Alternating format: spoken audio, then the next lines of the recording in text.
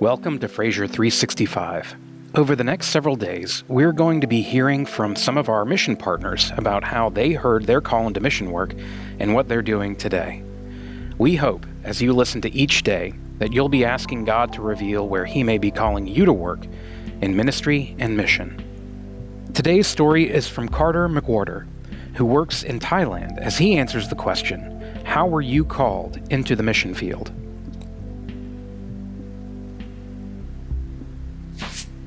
My name's Carter McWhorters. My wife, Caroline, and I serve with Mission to the World in Bangkok, Thailand. And to answer the question, how did we sense the Lord's call to the mission field? It's kind of a complex question to answer. What I mean by that is that we both have served before in Thailand. Before being in Thailand, we served in East Asia in a secure location with another ministry called Campus Crusade. And we were both single when we went overseas. And so it was a program set up through our universities for students, recent graduates, to go and spend a year or 2 years doing college ministry in East Asia. And for me, it was a point in life where I had been serving in a ministry in college with Young Life and really loved it, really loved getting to pour into high school students' lives and be a resource for them, and knowing in my own life the difficulties of high school and the influences around you, and while having access to the gospel, not really understanding how does this apply to my life. And so I really loved those parts of ministry, the relational parts of getting to love some young guys and show them the way that the gospel changed my life in pretty similar settings to their own. And so I was graduating from college, and the guys that I'd been leading Young Life with had gone on to college, and I was kind of working an in-between job, reapplying to grad school, stuff like that, and really felt just an emptiness in what I was doing, felt very little excitement about it, and at the same time also didn't really have any direction for what was next in ministry, didn't really feel like I had any opportunities in front of me, and felt a longing for that. And the Lord just kept putting people in my way to point me to East Asia. And so in my mind, saying yes to that was kind of an in-between year where I would take a year to work on my resume and reapply to graduate school. And then I'd come back to America and do the grad school track. But that's not really how things worked out. I feel like the Lord's calling on my life to the mission field has been more of a gradual thing. And I think that's, obviously the Lord doesn't just work in one exact moment all the time. And I think that's true in this situation for me, where getting to East Asia and doing ministry and sitting in a college dining hall full of thousands and thousands of students that had likely never heard the truth of the gospel before, the Lord just broke my heart.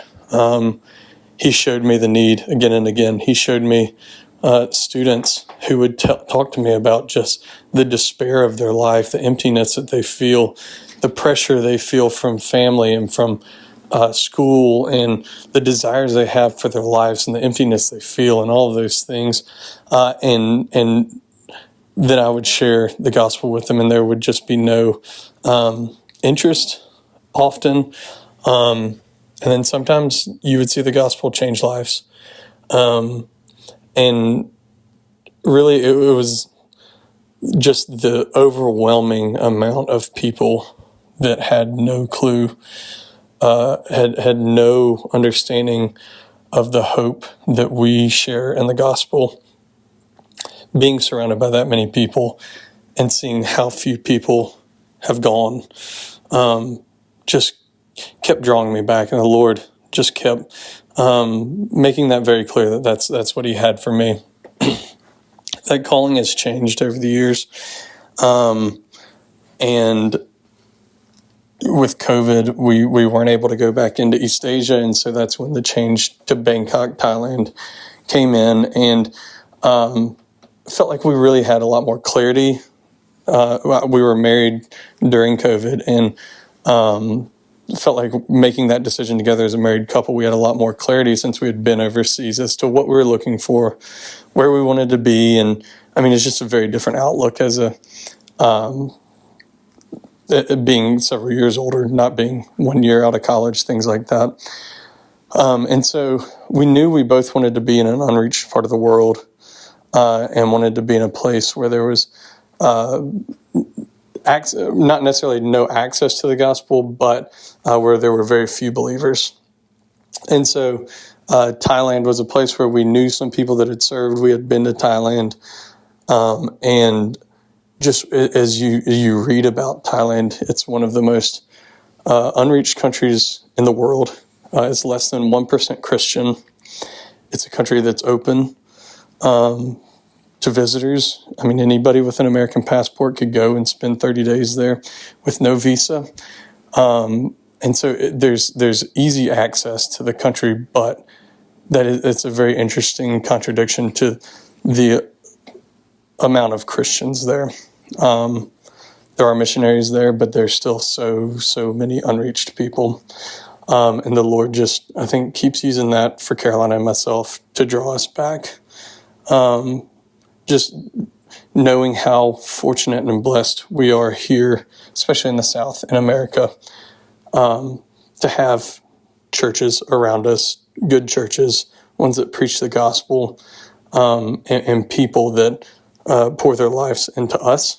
And we want to go, and we want to be that for the Thai people. We want to be faithful to the Lord's call to go and do that and trust in Him and take those steps, even in really hard places.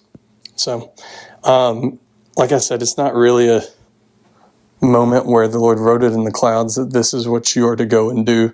But He has just continued to walk us through and show us His faithfulness in going to hard places and opening our eyes to the brokenness of the world, and showing us time and time again that man is unable to change hearts.